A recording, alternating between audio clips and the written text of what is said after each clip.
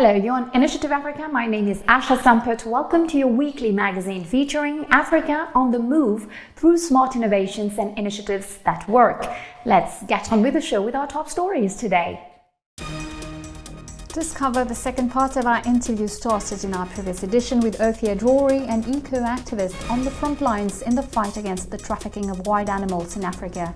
The Eagle Network, his team of eco-activists, investigates the world of crime and corruption to save endangered species. In fact, all of our teams of activists are Africans from each country.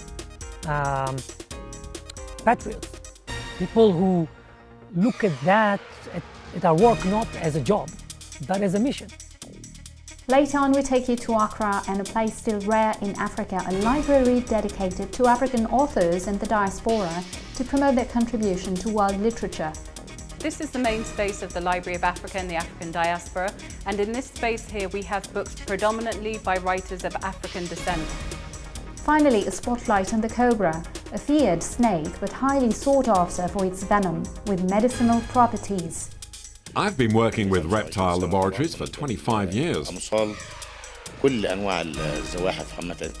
supply them with various types of venom that I get from dozens of different reptiles and arachnids, scorpions, vipers and cobras. Next week, more precisely on November 7th, the continent marks the African Writers' Day, a great opportunity to celebrate literature and all those who helped to bring it to life. A new generation of African writers celebrated around the world, but also by a lot of enthusiasts. In Accra, the Anglo-Ghanaian author and book collector Sylvia Arthur came up with the idea of setting up a unique public library curated around African-centered literature as an effort to deepen the appreciation of Africa's contributions to literature and to encourage young Ghanaians to follow in Africa's enduring literary traditions. Our journalist John Awotwi visited this exceptional place. Take a look. Ghana's burgeoning literary scene has received a significant boost with the introduction of the Library of Africa and the African diaspora, Ghana's first subscription model library, founded by Ghanaian-British writer Sylvia Arthur. It's in the heart of Accra. In Ghana, there is a lack of access to culturally relevant books. And when I say culturally relevant books, I mean books that are reflective of the people who are reading them. So we are a library that focuses on books by writers of African descent. And when we say African descent, we mean African, African American, Caribbean, Black British, Black European, so that when people are reading the books, children and adults, they feel that it's something that they can relate to, not just in terms of content, but if it's a children's book, for example, a picture book, aesthetically they can relate to, and it's something that is not divorced from who they are. I think in Ghana, reading is seen as quite an academic activity, and the idea behind having a library like this, where the focus is on literary fiction and narrative non-fiction, is to get people reading for pleasure as well as for studies. Sylvia Arthur is a book enthusiast with over 4,000 books in her personal collection. Her collection includes some very rare autographed books by Kwame Nkrumah. So in this display cabinet here, we have books that are rare and out of print and signed, and they're very difficult to get hold of today. One of them is Kwame Nkrumah's signed autobiography, Ghana, My Autobiography, signed by Kwame Nkrumah, the first president of Ghana in 1963. And it was signed to Menon Williams, who was the governor of Michigan in the United States, who was a great advocate for African independence. Next to it, we have a letter that was signed by Kwame Nkrumah's secretary at the time, who was called Michael Day Anang. And Michael Day Anang was a writer and a poet in his own right. And this is one of his books here as well, which is called Ghana Resurgent. And then next to the Michael Day Anang book, we have the G. Menon Williams book, Africa for the Africans, which was written by the governor of Michigan at the time. And that's who the book Kwame Nkrumah signed is to. He dedicated it to. Below that, we have a whole collection of signed first edition Aikwe Amar books. Aikwe Amar, famous Ghanaian writer, probably best known for his 1968 book, The Beautiful Ones Are Not Yet Born.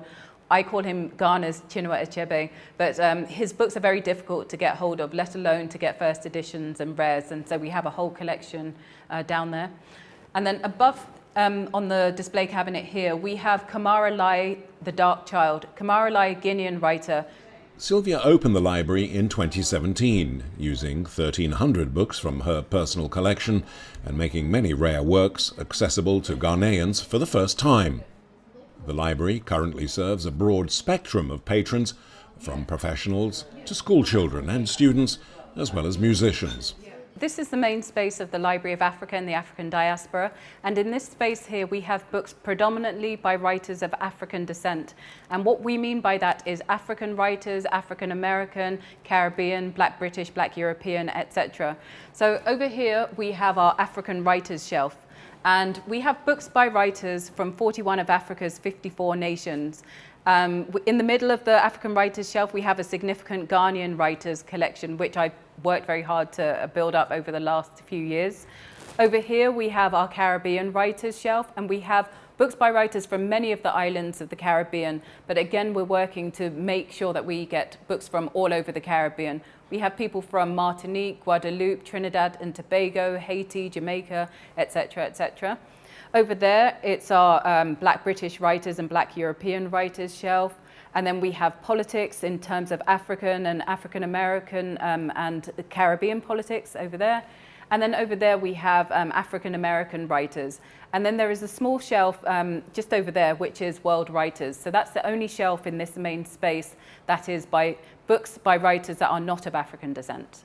Sylvia aims to use her library to support the country's literary scene, which, while currently struggling, has great potential. She occasionally holds seminars and workshops for writers and other literary creatives, transforming her space into a collaborative environment where Ghanaian writers and book lovers can share ideas. One of the ways we try to get around people's kind of reluctance to read is that we host a number of events in this space. So it's not just a library that's, you know, a dead space for books. We have music performances, we have spoken word events, we have film screenings. We do a ton of events that bring people into the library so that they're not necessarily coming here for the books initially, but once they get here and they see all these books, who is this writer? What did they write? Why did they write it? Where are they from? So I think the more that you do things that aren't necessarily directly related to books, but that bring people in, the more chance you'll have of getting people to start being interested in books. The library operates on a subscription basis. Members pay roughly $8 a month to borrow up to 2 books at a time. Children pay $3.50 and can take 4 books. Fauziatou Moro, a graduate student of the University of Ghana, is a patron of the Library of Africa and the African diaspora. Over the last 2 years, she has found the library a useful resource for her academic work and for her own ambitions as a fictional writer. I see myself writing beyond the academic works that I would ordinarily write if I go into academia. I see myself writing creative nonfiction because then I'm almost around facts all the time, so it's very difficult to move beyond facts to fiction.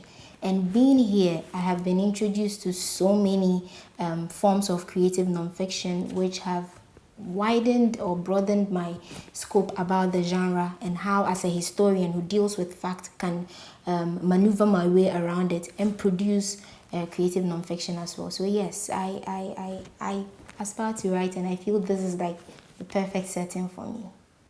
Most of the people who come to this library, whether they're members of book clubs, whether they're just interested in books and want to be in the space, I would say are mainly women. I would also say that, you know, if you think about contemporary Ghanaian writers today, such as Aisha Haruna Atta, Bisi Ajapong, Nanekwi Abru-Hammond, they are women as well. So I think women are actually quite prolific in terms of on the Ghanaian writing scene. I don't think that there is an imbalance between men and women in terms of you know, them being writers or in terms of their publishing output. I think it's fairly evenly spread right now. And obviously, you know, a huge reason for that is because we have people such as Atta Edu, Efua Sutherland, and, you know, all these people who are pioneers who went before. And so they've definitely left a great legacy. The library is a sure way to impact the reading culture of Ghanaians and spur an interest, particularly in Africa's own literary arts.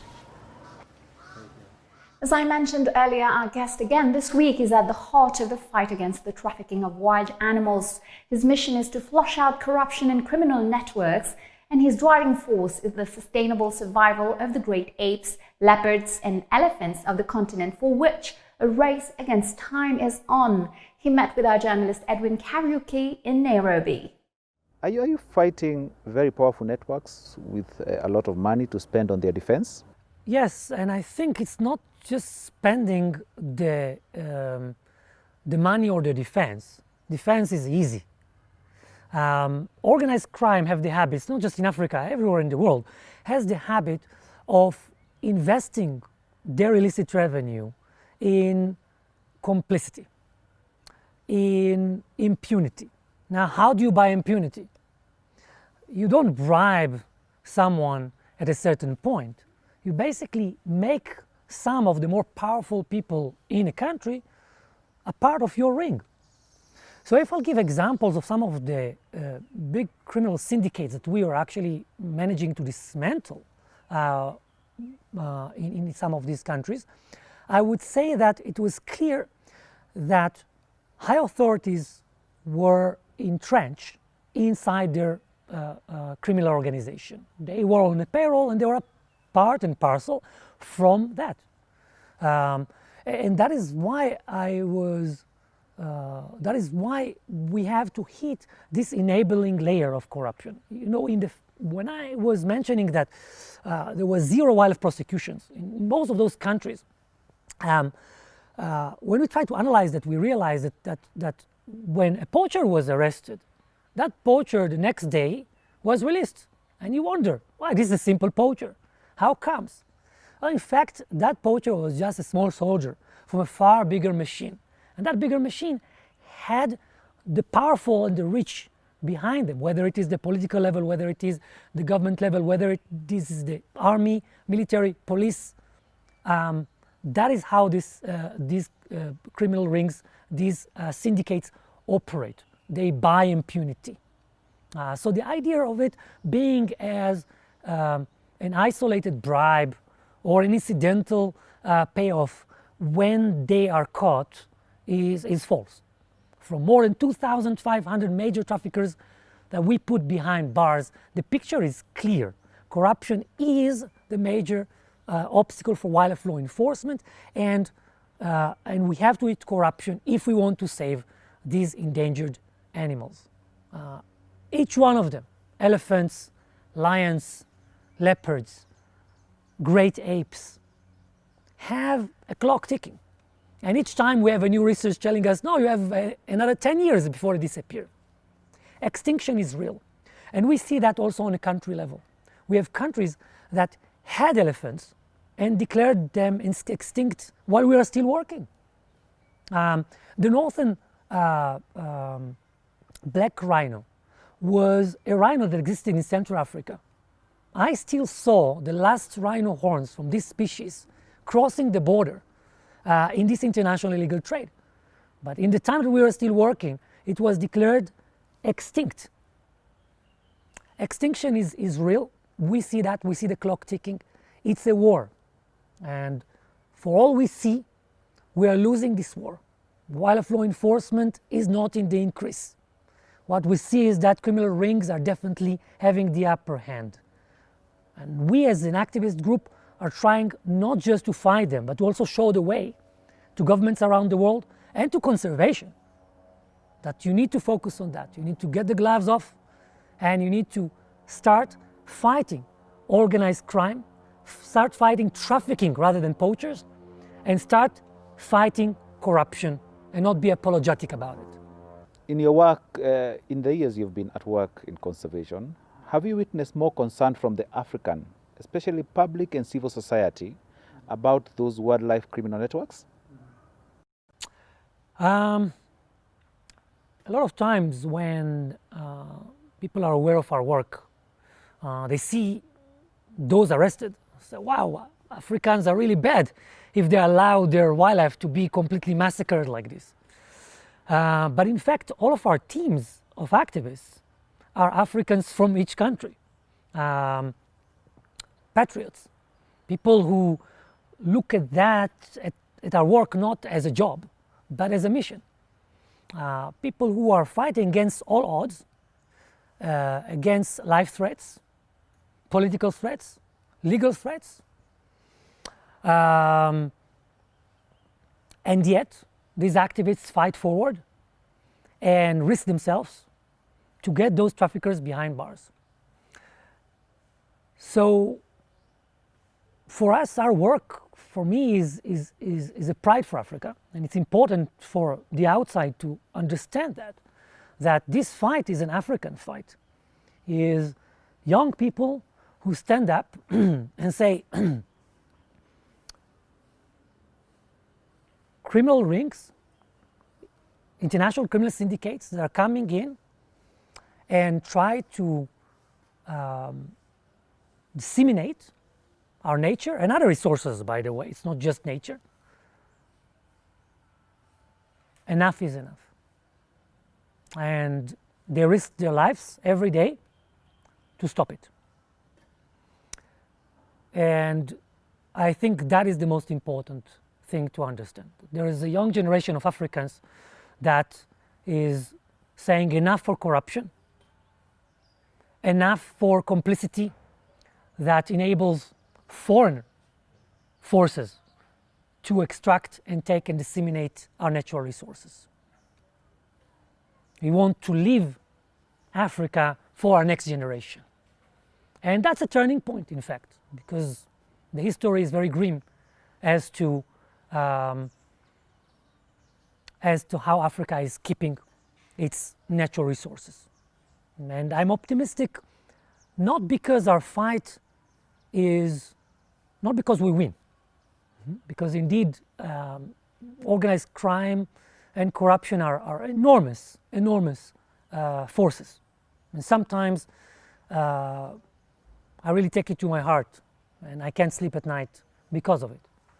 But where I get my optimism, where I get my force to continue, it's thinking about a new generation of Africans that is trying to change that.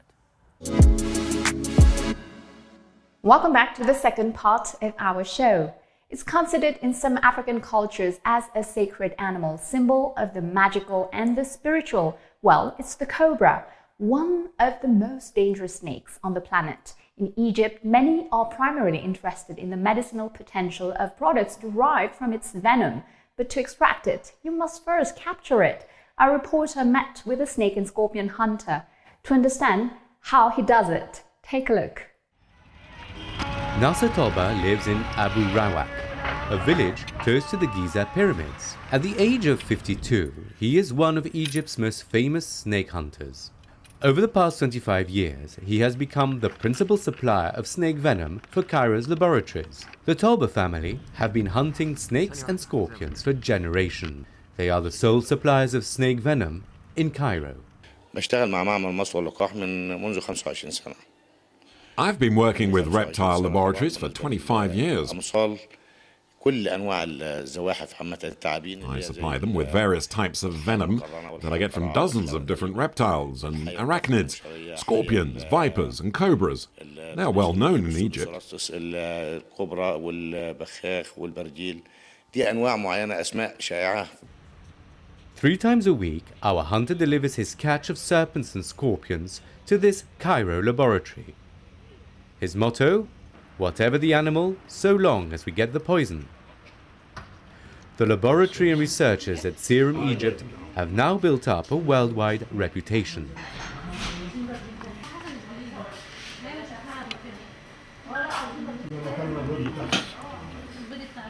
The Cairo laboratory is one of the world's best known in the field of biological research and the use of venoms. Egypt's foremost researchers and biologists specialized in venom research are here.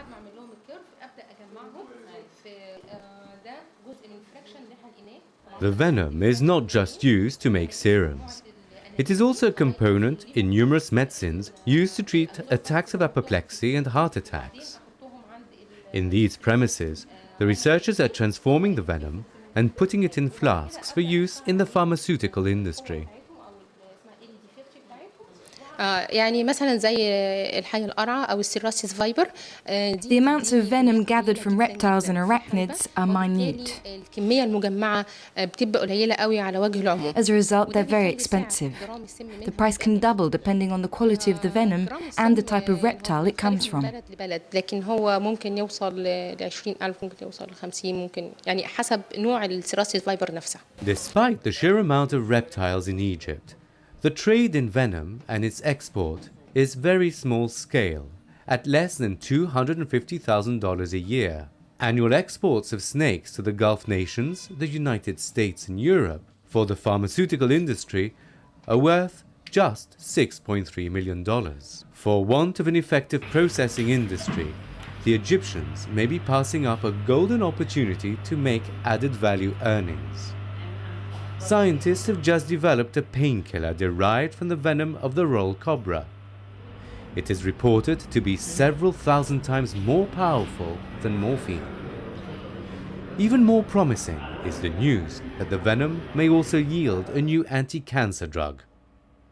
The Nasser Talba snakes are full of surprises. Let's now head back to the last part of our interview this week with Ophia Drury. He explains to our journalist Edwin Karaoke how the links between wildlife trafficking and organized crime can threaten human health.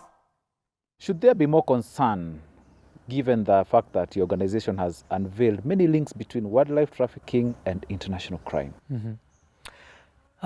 Indeed, we're talking about organized crime, and organized crime is not doing just wildlife trafficking. So many times we have arrest operations in which we see those links, whether it is drugs trafficking, whether it is arms trafficking, whether it is human trafficking, etc. I'll give an example of arrest operations that we had this year, in the past few months, in Cameroon, where two different occasions, two different arrest operations with the authorities were hitting the link between wildlife trafficking and the illegal trade in human remains, human skeletons. And in fact, in those two crackdown operations, two different rings were arrested. It started from our investigations on ivory, in fact, but two different criminal rings were arrested trading illegally with human remains. In one of them, it was quite impressionable. The traffickers were holding two suitcases, two trolley suitcases, and in each one of them was a skeleton of a human being, still with hair on his head. And when we do that, we understand that we are able, through our work with governments, to assist not just in fighting wildlife crime, but also making a dent in trying to assist in other criminalities that have been either unknown or untreated, and we try to help in that. Cyber criminality is another case. So a lot of times illegal wildlife trade is connected with cyber criminality, and we're able to assist those countries in some of the first arrests ever of cyber criminals, and trying to take wildlife law enforcement and the justice system to the future, where this will play a far bigger role. So that is what brings us more satisfaction, where we are able to hit human trafficking, drugs trafficking, cyber criminality, illegal trade in human remains as a part of the work that we do. And that is because crime is crime, and wildlife traffickers are traffickers first and foremost. Tell us about the effects of this trafficking, illegal trafficking, for human health. So what is astonishing for me is that nowadays we're all affected by COVID-19. It affects our lives, it changed our lives in so many ways. And people tend to forget that it all started with the illegal trade in wildlife. So we all know that it originated in a bat, and researchers are finding a leap species, a species which is the bridge between the bats and human beings. And guess what? These are pangolins. The same pangolins and pangolin scales illegal trade that we have been dealing with for so many years. And in fact, lately there was a pangolin that was trafficked from Gabon, and in that pangolin there was traces of COVID-19 in the same illegal trade that we've been fighting.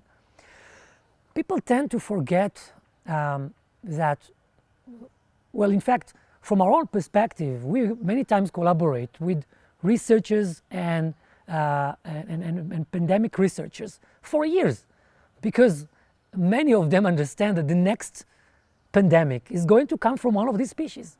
In fact, researchers are telling us that there are more than 15 million viruses yet unknown in wild animals right now. 15 million.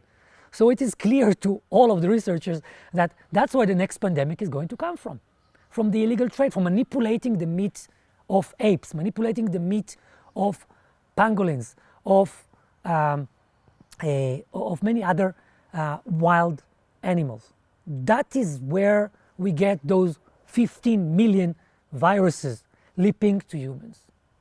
And it's not just an African problem, it's not just a Chinese problem. This bushmeat, the meat of wild animals, is arriving illegally to capitals around the world, whether it is Washington, D.C., whether it is Paris, whether it is Brussels, whether it is London. There are communities living in those capitals and elsewhere, of course, that have demand for wild meat. And it comes illegally. There was research being done measuring this in tons per week for each one of the places I just mentioned. So it's important to understand that illegal wildlife trade and the health risks are not an African problem, also not a Chinese problem.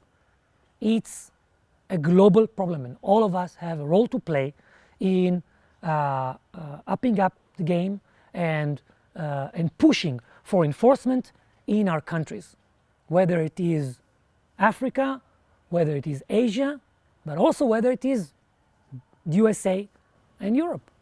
Finally, we can't resist to ask you, what happened to the little chimp called Future? Yeah, I'm still thinking of Future, the baby chimp that started it all, that forced me to stay and start the first wildlife law enforcement NGO in the world. And Future stayed with me for a few months like my baby. Orphan chimp that found me as a mother and father. And in fact, just like a baby, I used to change his diapers. I used to feed him with a feeding bottle, and he slept on my chest, sometimes waking up with nightmares, because chimps dream and they have nightmares from the slaughter of his family. And he stayed with me up to a point where he started mimicking me and thought that he is a human being. He started walking on two legs. He started liking what I like. He slept like this, like I'm sleeping. He used to open the windows like I like my windows opened. And at that point, there was a place found for him in a sanctuary of baby chimps, where several of these orphans were put together as a new group. And now, Future is the alpha male of his group. He is the leader of his group, and I'm a proud father. And there are plans to rewild this group, send them back to the wild, back to the forest with all the risks that are there. And I hope for that day where Future can be a wild sheep again and lead his new family, not me, but his family, the real family of chimps, to the wild in the forests of Central Africa. Ophir Drori, thank you very much. Thank you. You were watching Initiative Africa. Well, that's it for today. If you want to catch the show again, tune in on all of our social media channels: LinkedIn, Facebook, Instagram, Vimeo, YouTube, and Twitter. And feel free to share, like, and comment using the hashtag Initiative Africa TV show. And we're back again next week, same time, same channel, with Business Africa, your appointment with the African economy. Until next week, keep safe and thanks for watching. Bye-bye.